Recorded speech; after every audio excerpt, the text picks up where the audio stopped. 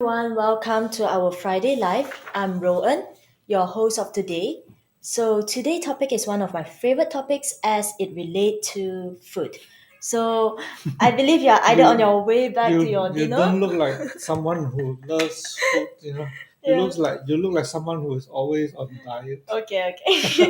But I was once a food editor before.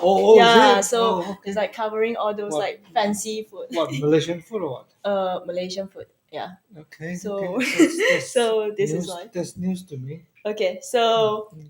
uh, I believe you guys haven't eat your dinner yet, so it is a good timing to watch our live right now and Yeah. enjoy to listen to the topic. Do we need Michelin guide to tell us where good food is in KL and Penang? So before going straight to the topic, do follow our Capital Dynamics on Instagram, Facebook, Twitter, LinkedIn, and don't forget to subscribe our YouTube channel as well. As usual, we will be giving out our special giveaway prizes with the best comment winner. So do comment and give your views regarding this topic.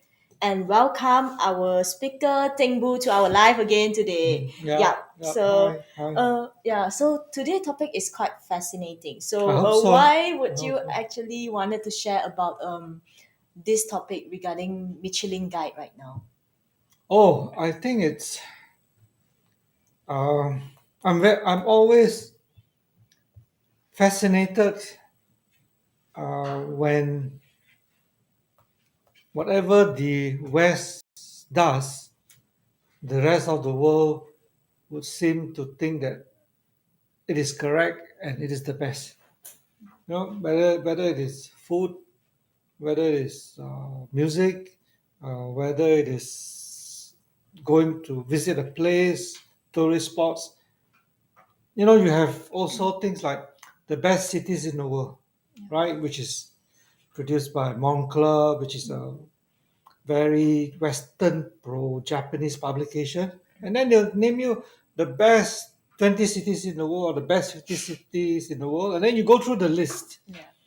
and you find maybe one Asian city, which is outside Japan. And then in Japan, there'll be like three, four Japanese cities in the list. And on top of that, you have Vienna, Copenhagen, Paris, uh, Stockholm, that kind of thing. And it's impossible to find any Asian ex Japan city that's in the top 20 or top 50. So I find it fascinating because now, why would I'm not sure how many of you have been to places like Vienna or any of those European cities, because for many of the Asian, especially the older generation, they find that going to these cities, whether it's in Europe or Australia or New Zealand, to be very boring because the shops close at 5 o'clock. Yeah, True. and you cannot get your kopi o, right? And you want to have a certain type of food, you can't find it. But if you come to say Bangkok or KL, Kuala Lumpur or Jakarta or Hong Kong, you know our shops close at 10 p.m. 10, yeah, 7 days a week, right? true. And yeah, of course you have your local coffee, but I can also have great latte. I can have also have great flat white. So why wouldn't a city like KL or Bangkok or Jakarta or Hong Kong be among the top 50 cities in the world in terms of the variety of food, of cultures, of outlets, and so on? We are definitely way better than. I mean, I've been to Vienna. You know, I've been to Geneva. I've been to Zurich. I've been to Frankfurt. I've been to Munich. I've been to Wolfsburg. I've been to Dusseldorf. Right? I've been to Milan. And people think that, oh my God, Milan is the fashion city of the world where all the Italian brands are. You know, Milan, for those of you who are KL, who are familiar with KL, Milan is even dirtier than KL. The streets are even dirtier. There's so much graffiti. And I don't know why on earth they can be named as the top cities in the world. And we got, I mean, just China alone, there's not a single city from China that's in the top 50. But if you've been, I've been to Shanghai, I've been to Beijing, I've been to Guangzhou, I've been to Chengdu, I've been to Wuhan, I've been to Hangzhou, I've been to Suzhou, I've been to Nanjing. Any of these cities is better than Yeah. many of the European cities. So I'm always fascinated. So when I read this Michelin guide to Malaysian to restaurants in Penang and KL, I said, oh my goodness, either I'm going to be very disappointed or shocked in a positive manner or shocked in a negative manner. And true enough, when I went through the list, I wasn't surprised. I was not surprised with the list of uh, top eateries rated by Michelin, Sure. right? We got two comments before our live. So we Okay. actually sent out Uh-huh. like a Uh-huh. live Uh-huh. poster to them, and one of our Mm, investor, which is mm, Chu Chuan Fat, mhm. my answer is no for that particular topic. So some of those in the list are not really good and Mm, does not mm. meet my taste at all. Wonder how they can get this Yeah, rating so easily. yeah. I Yeah. mean, look, taste is something Mm, that's no accounting for yeah. taste. Every person has got different tastes and so on and so forth. What may be tasty to you may not be tasty to me, right? So if we move away from individual tastes, whether it's beauty or food or whatever it is, the more fundamental question that we should ask is, I mean, how many people know that Michelin is actually a French company that make tires? Tires for your cars, tires for your lorries, right? So what if we set up an Asian Michelin, a Malaysian Michelin, and then we go to Europe, we go to London, we go to Paris, we go to Milan, we go to Vienna and rate their restaurants. And then we will rate the Chinese restaurant in London as the top 3 star, and then we rate the Thai restaurant in Paris as a 3 star, and then none of their French restaurant is rated in their list. What would they say? They would say, "Oh, you Asians are so ignorant. You don't even know what French food is. You only can rate your own food." That's what they will say to us. But here, when Michelin or any other Western cultural imperialism practice comes, oh my goodness, they're so great, right? Why I chose this topic? Because you look at actors, models that are used for advertising purposes. True. You see Western faces, Yeah. right? Whether it's a girl or guy, Western faces. You mean there's no good looking, pretty looking Asian guy and girl? Wait, Asia has got over billion people, for heaven's sake. Why must you, for example, have a Western name? Why must you have a Robert, a Jane, a Paul, a Mary? Oh, because it sounds so better than my Asian name. Or why must you dye your hair blonde? Sorry, huh? No worries. What's wrong with my black Asian hair? You know? Right. So I look at this Michelin culinary guide, whatever you want to call it, as another form, a very subtle one, which a lot of Asians, Malaysians don't even realize it, as a form of cultural, mental imperialism. And if you let it continue, then very soon you find that all the so-called Malaysian style, Malaysian culture, over a period of time, it will all be gone. And just on this topic, for example, you name like Penang, you go to Penang, you have Gurney Drive. It's named after Henry Gurney. Oh, Gurney Drive. But do you know who is Henry Gurney? Henry Gurney was a British administrator, a colonial administrator during the 1950s that created a lot of atrocities against the Chinese in Malaya. So why do we name a place called Gurney Drive? Why can't we call it by Lim Chong Yu Drive or something like that? So this bugs me a lot because it's not there's nothing wrong in admiring, in respecting what is good, what is beautiful from another culture. Yeah, there's nothing wrong. I'm open minded to be able to accept all kinds of cultural beauties and attractions. But what bugs me, what frightens me is people do not know the reasons behind it. People do not really understand the implication of their behavior and their actions. That's my take. Understand. Yeah, we have Wai Chun here commenting. I think getting a Michelin star shouldn't be all about the food excellent alone. I think the judging should give points not just for cleanliness of the restaurant but also cleanliness of its surrounding as well. Yep, yep. Points should be given for customer service. Oh yeah, yeah. I mean, Michelin has got 5 factors, right? They have one of quality of ingredients, Yeah. one of their criteria, mastery of cooking methods, the flavors, the personality of the chef, value for money, and consistency. But look, personality of the chef. Then Michelin, whoever the panel, the judges are, should go to a lot of our hawkers, our street food guys, right?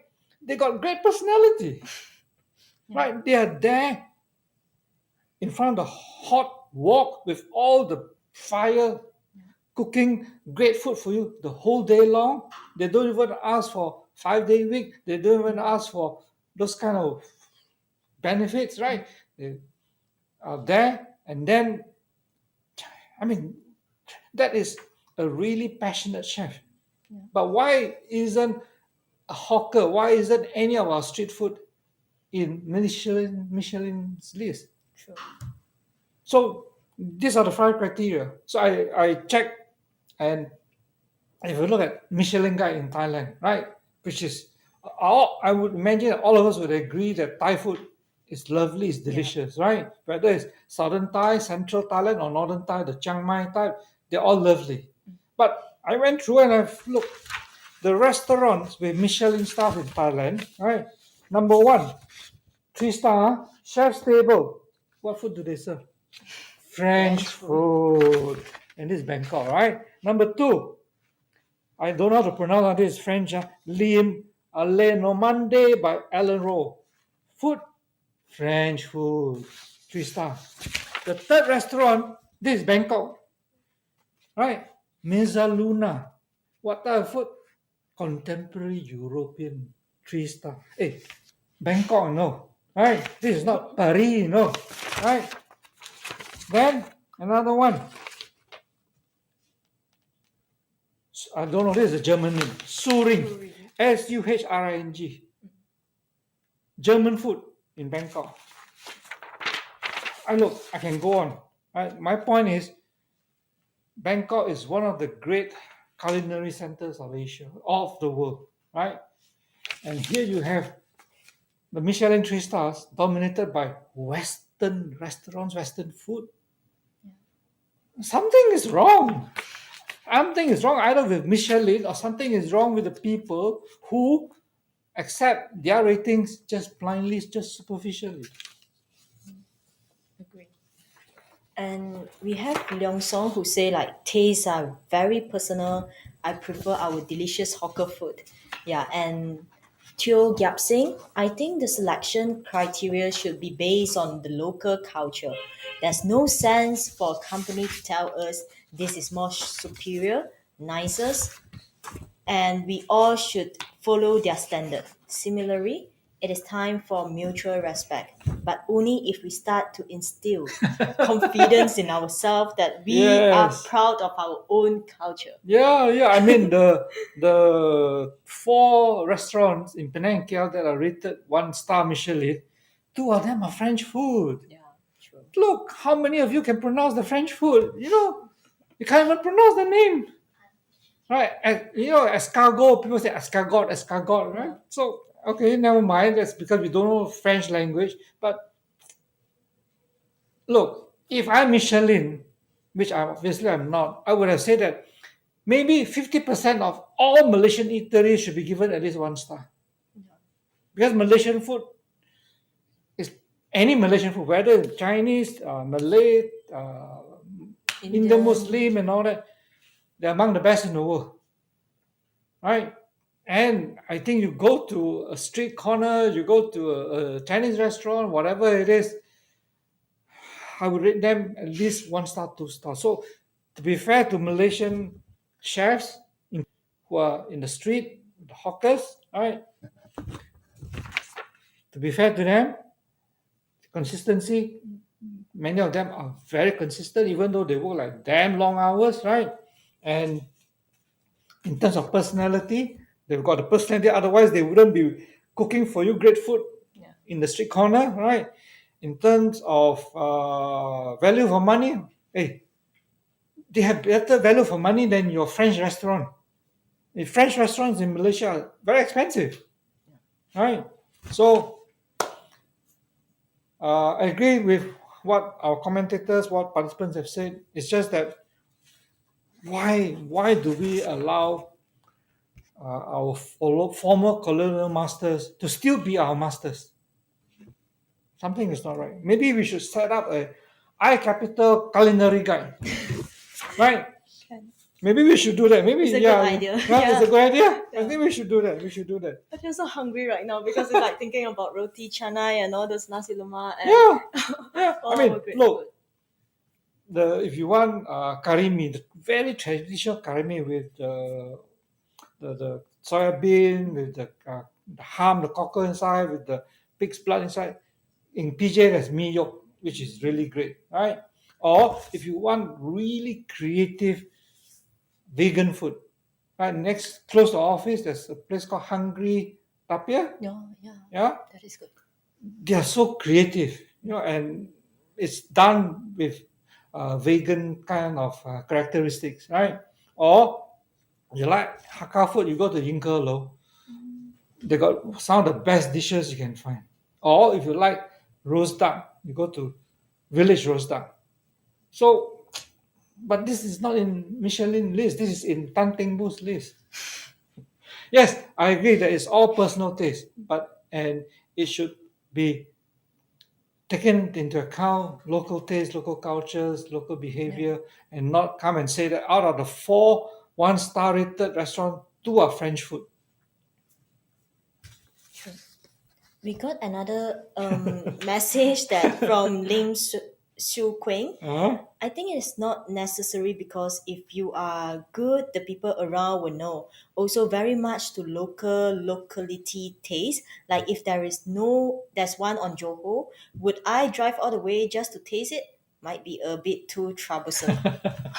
Yeah, of course, of course. If it's Johor from KL, one way is 4 hours drive. Yeah. So yeah, I mean, unless you have your boyfriend or girlfriend there waiting for you, so it's a bit troublesome. But I think the point we're trying to say is that it's time that Asians, particularly because Asians, whether it's China, Southeast Asia, India, Middle East, we got such a rich heritage.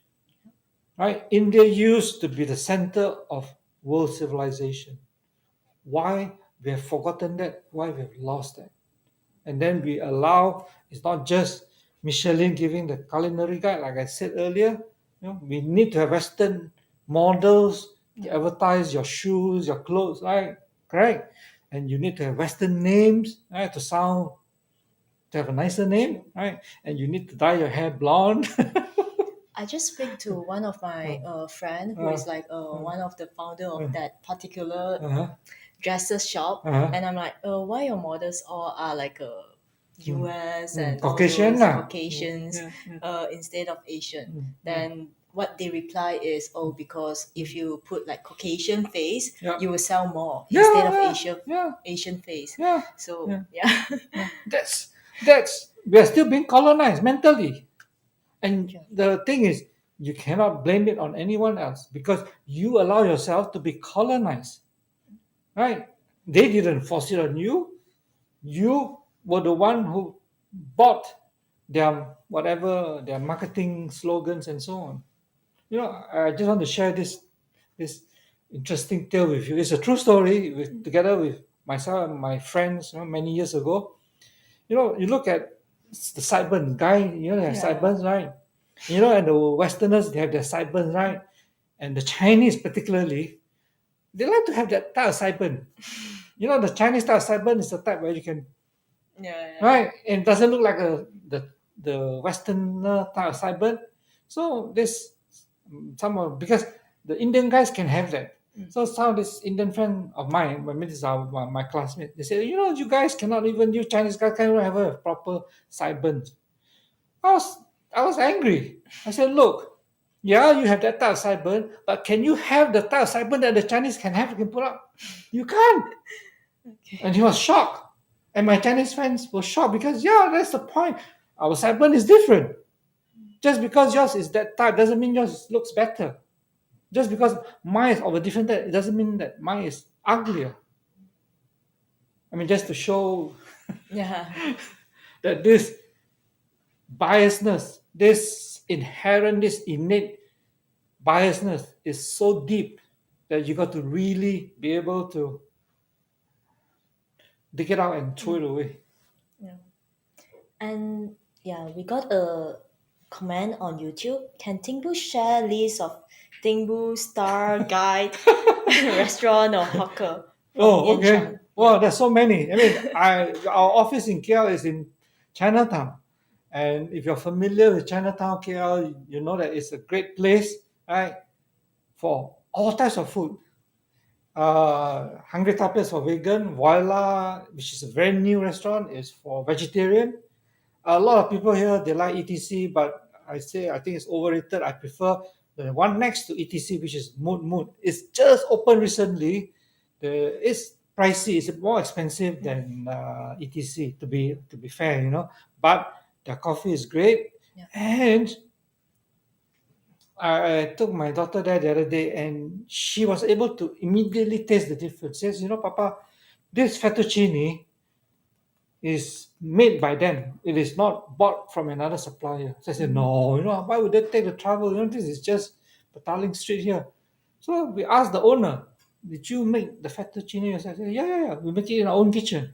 Wow. So she could immediately taste the difference, right? Uh, there's this Lai Fung, right, which has got one of the best Penang fried kway teow. Their chicken rice is good. I go to Yusof, curry bee hoon as well. Yeah. I go to Yusof, which is a Indian mama type. Right? Uh, I like their fried bee hoon because there are other reason why I like Yusof is because I cannot eat spicy stuff. I cannot eat chili stuff. So when I tell them, can I have bee hoon goreng without chili? They actually do it. Yeah. Because in other places when I say without chili, without They will still spicy, put it. they still have some, right? And then the wonton noodle here is one of the best. So Petaling Street alone, this area, there's so many, right? And then if you want Hakka food, I think my favorite is Zinkerlo. Yeah, it's really good. It's really very very nice. If you want a good variety of Cantonese style and roast duck, village roast duck is good, right? If you want the traditional Chinese cuisine, then Oriental Treasure in Bangsa South, right? Or Ming Room in Bangsa Shopping Center, or Hans Room Oh, yeah. in Mid Valley. Yeah. And of course, Putian. You know, Putian is Fujian type, Singapore Hokkien Fujian type of food. Great service. Their service is excellent. And then, of course, there are a lot of others like there are one or two Korean barbecue. And I mean, look, I think I can safely say that most of the eateries, or most of the Malaysian eateries that you walk into, you get at least, if you have a five grade, A to E, A being the best, E being the worst, and C being an average. Most Malaysian eateries, you get at least a C. Yeah. But very often you get at least a B. I can pretty safely. I mean, you know, I'm 69 years old. I've eaten a lot. I've eaten in Alostar. I'm born in Alostar. Right? I've eaten in Kanga. I've eaten in Penang, in Ipoh, and so on and so forth. And there is never a shortage of good food in Malaysia. Never. True. Tinggu, do you want to share something before we wrap up? Oh, Okay, maybe we could go for dinner. Okay, sure. Okay, so it's like we have a lot of good foods near Petaling Street. I So think everywhere lah. yeah, it's You're everywhere from here. Johor, right? I'm Yeah. sure there's a lot of good food in Johor, More, right? yeah, Right? more is like the Yeah. best ota and all Is those. it? Yeah, Okay. and Okay, but we in Penang and Kedah will say that the otak-otak in the north is better than the south. I prefer Yeah. more Okay, Johor. we can I fight think it's over that. because I'm more towards biased towards Johor. Yeah, we can Yeah. fight over that, Okay, And it's okay. just like the Nyonya food. The Penang, I prefer the Penang Nyonya food. Whereas those from the south, the Malacca, Singapore type, they prefer the Malaccan type. Mm.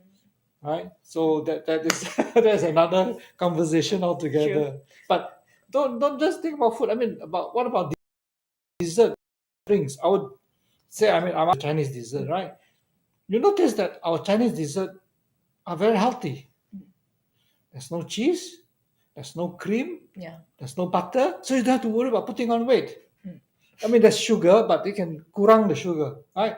So our dessert is what? White fungus, right? Red dates, red bean. You can have lots of them without having to worry, put on all the cholesterol, all the fats. So dessert is great. And our drinks, we got so many types of drinks. I mean, just the tea and the coffee alone, we got so many varieties. So in total, I think I'm not biased. This is a fact. Malaysian food and drinks is actually one of the best in the world, if not the best. If only Anthony Bourdain is still alive, I would have asked him to come and I'll take him around to places that nobody has taken him to. Yeah. And we got the last question from Wai Chun. Okay. Is today the last Facebook Live before Chinese New Year? When will it continue after Chinese New Year? When? Chinese New Year's Eve is Saturday, right? Yeah. So you want to have the next Friday again, or? We will still have it, right? Yeah. Yeah, I mean, I'm okay. You can have it on Chinese New Year's Eve also can. Okay. And people is Yeah. like eating reunion dinner Yeah, we and can- watching our live. Yeah, right we now. can show you what it is that we're eating, right? Okay. And when talking about that, one of my favorite food or ingredient is abalone. Yeah, I love abalone. I wish my mom is still alive because she can really cook in a way. And then the nian kao, the nian kao with the coconut, with the shredded coconut. Oh gosh, that is really great. Yeah, some mix it with yam and sweet potato also. Yeah, Yeah. yeah. I think So let's hope that we have. Maybe we won't have a Malaysian Michelin, and maybe we have a I capital culinary guide, right? Okay. Maybe we will take this up, right? We'll carry it through, and then be on the lookout for I capital culinary guide. So if you're going to, oh yeah, talking about that, there's one cafe in Florence that is super super great. The soup that I took, I mean, I think that Chinese soup is the best. And European soup is always very creamy, it's not like soup, it's more like, But this restaurant in Florence, the soup that they serve can even beat the Chinese soup. So we have a I capital culinary guide Okay, sure. with contributions from Johor. Can, sure. So before we end this live, Tingbu need your help to select two of the best comment winner. Oh, okay, there's so many. Yeah. Because all of us are more or less of the same mindset. Okay, what do you have? We have here. We have some comments on the local culture. Another one is more on the cleanliness, and the other one is Tingbu Star Guide. Okay, for once, why don't you tell me what are the two main questions? I think Teo Gap Sing. Okay. Yeah. Okay. The view is quite interesting in Okay. terms of like local culture Okay. and all Okay. those. Okay. Then Leong Xiong say that tastes are quite personal. So It's your pick today. yeah, it's like delicious hawker food because it's like when I look at that comment, I think of a lot of local food right now. Yeah. It's like Yeah. I really want to eat right now. Okay. Okay. Yeah, Fair okay. enough. So congratulations, Leong Song and Teo Gap Sing. So you will get like two set of red packets and one of our iCap New Year card. So happy New Year, and once Oh, again, before I just want to, don't know you can see this article. No? It's an article in Straits Times, Singapore Straits Times, yeah, and the title says Michelin Guide, an insult to Malaysia's culinary riches. I think that sums it very well, right? okay, so once again, congratulations, and don't forget to follow us by clicking the like and share button on our Facebook page and subscribe to our YouTube channel as well. And maybe we can ask them if you have any comments, or if you have any topics, any subjects that you'd like us to bring it up and discuss. Please send to us and let us know. And Yeah, you can we'll, direct message us yeah. through Facebook or send it to our marketing phone. Yeah. Okay. So we will have another Friday live section next week. Mhm. And bye everyone. Take care. Welcome, and also enjoy your weekend and happy Chinese New Year.